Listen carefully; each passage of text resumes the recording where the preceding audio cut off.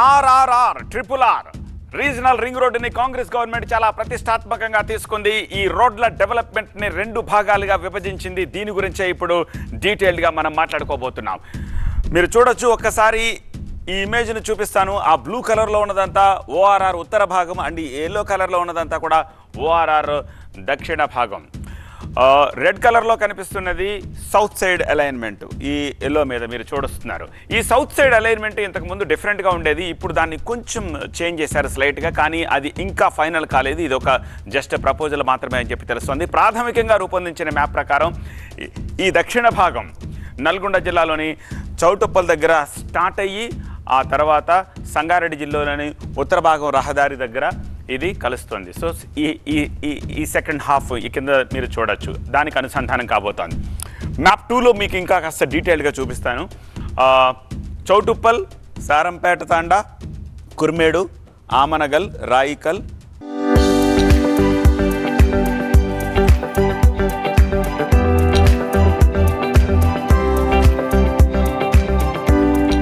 కొందుర్గు, అలాగే కుత్బుల్లాపూర్, చిమల్ధరి, పెద్దాపూర్.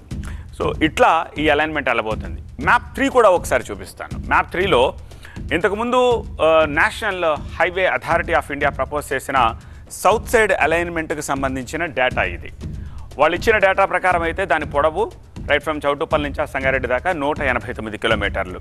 అయితే ఇప్పుడు రేవంత్ సర్కార్ ప్రతిపాదించిన ఈ కొత్త అలైన్మెంట్ ప్రకారం 194 కిలోమీటర్లు. ఇక్కడ పాయింట్ జస్ట్ 189 నుంచి 194కి 5 కిలోమీటర్లే చేంజ్ అయింది కదా అని అనుకోవద్దు. అలైన్మెంట్ కూడా మారింది అంటున్నారు. కేవలం 5 కిలోమీటర్లు ఎక్స్టెండ్ అవ్వడం కాదు, వెళ్లాల్సిన రూట్లోంచి కాకుండా వేరే రూట్లోంచి వెళ్ళింది అని అంటున్నారు. ఈ అలైన్మెంట్ ఖరారు చేసేందుకు రేవంత్ సర్కార్ ఒక ఉన్నత స్థాయి కమిటీని ఏర్పాటు చేసింది. ఈ అలైన్మెంట్ ఫైనల్ కనుక అయితే RRR దక్షిణ భాగం నిర్మాణంపై ప్రభుత్వం దృష్టి సారించబోతున్నట్టుగా మనకి అర్థమవుతుంది. అయితే regional ring road project alignment మార్పుపై ఇప్పుడు వివాదం రాజుకుంది. గత ప్రభుత్వ హయాంలో NHAI రూపొందించిన RRR దక్షిణ భాగం అలైన్మెంట్ను ఎందుకు మారుస్తున్నారని బీఆర్ఎస్ క్వశ్చన్ చేస్తోంది.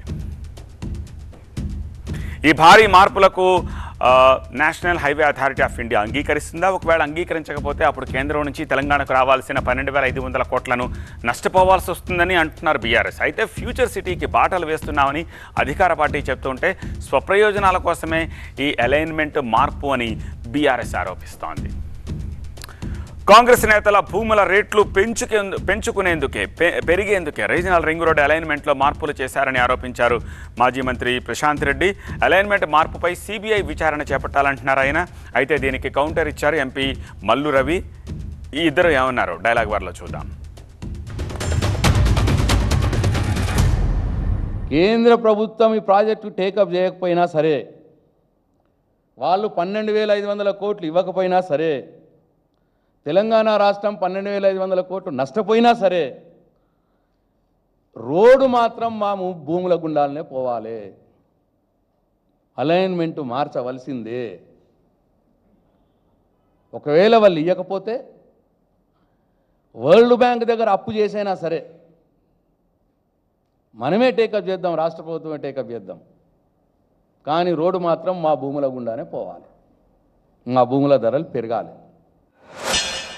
2005 నుంచి 2014 తర్వాత ఒక్క సెంట్ భూమి కూడా ఆయన కొనలేదు. ఆయనే కాదు, ఆయన చుట్టాలకు సంబంధించిన భూమి కూడా కొనలేదని ప్రెస్ మీట్లో ప్రజలందరికీ తెలియజేస్తున్నాడు. మరి ఇటువంటి పరిస్థితుల్లో ఎందుకు ప్రశాంత్ రెడ్డి గారు అటువంటి స్టేట్మెంట్ ఇచ్చాడు? ఈ అలైన్మెంట్ మార్పు ఎవరి కోసం జరుగుతున్నది? ఎవరి భూముల ధరలు పెరగడానికి జరుగుతున్నది? ఏ గద్దల యొక్క భూదందా జరగటానికి జరుగుతూ ఉన్నది? ఇది బయటకు రావాలి. ఇది బయటకు రావాలి అంటే బండి సంజయ్ గారికి నేను రిక్వెస్ట్ చేస్తూ ఉన్నా, మీరు కేంద్ర హోంశాఖ సహాయ మంత్రిగా ఉన్నారు కాబట్టి ఈ మొత్తం ప్రక్రియ మీద CBI ఎంక్వైరీ పెట్టాలని చెప్పి నేను TRS పార్టీ పక్షాన నేను డిమాండ్ చేస్తూ ఉన్నాను. మీరు ఓడిపోయినటువంటి పరిస్థితుల్లో మానసికంగా బ్యాలెన్స్ కోల్పోయి ఏదో ఒకటి కాంగ్రెస్ పార్టీ మీద, ముఖ్యమంత్రి మీద, ఎమ్మెల్యేల మీద ఆరోపణలు చేయాలనే విధంగానే మీరు మాట్లాడారు తప్ప దాంట్లో యథార్థం లేనే లేదు. ఓకే, ఈ ఎంటైర్ ఎపిసోడ్కి సంబంధించి డీటెయిల్స్ అందించేందుకు మా ప్రతినిధి శ్రవణ్ ప్రస్తుతం మనకి లైవ్లో అందుబాటులో ఉన్నారు. శ్రవణ్, నిజానికి ఇలాంటి ఒక ప్రపోజల్ కాంక్రీట్గా బయటకి గవర్నమెంట్ మేము తీసుకొస్తున్నామని చెప్పిన దాఖలాలు లేదు, కానీ బీఆర్ఎస్ ఏదో ప్రజెంట్ చేస్తోంది. సో ఆ ప్రపోజల్ బయటకు రావడం అనేది లాంఛనమేనా? నిజంగానే అలాంటి ప్రపోజల్ కాంగ్రెస్ చేసిందా?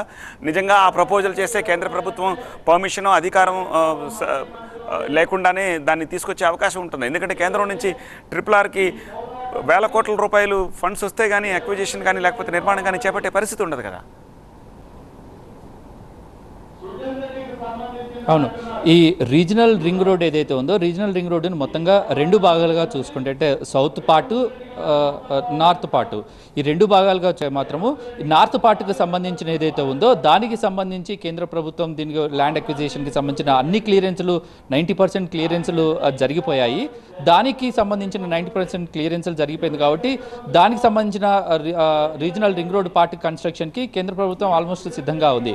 అయితే ఇక్కడ సౌత్ పార్టుకు సంబంధించిన ఏదైతే దాంట్లో ఉందో దానికి సంబంధించి ల్యాండ్ ఎక్విజిషన్ అయిండొచ్చు ఇతరత్ర కారణాల వల్ల ఈ ప్రొసీజర్స్ ఏవైతే జనరల్గా ఏదైనా 90% ప్రొసీజర్ కంప్లీట్ అయితే దాన్ని కేంద్రం దాన్ని టెండర్లు పిలిచి నిర్మాణ ప్రక్రియ చేపడుతుంది. సో ఈ సౌత్ వింగ్కి ఇప్పుడైతే మనం చూస్తున్నామో సౌత్ వింగ్కి సంబంధించిన కొన్ని పర్మిషన్లు ల్యాండ్ ఎక్విజిషన్స్లో ఉన్న ఇష్యూస్ కారణంగా ఈ సౌత్ పార్ట్ మాత్రం కేంద్ర పరిధిలో లేదు, ఓన్లీ నార్త్ పార్ట్ని మాత్రమే కేంద్రం రీజనల్ రింగ్ రోడ్కి సంబంధించి కేంద్రం నిర్మించాలని చూస్తుంది.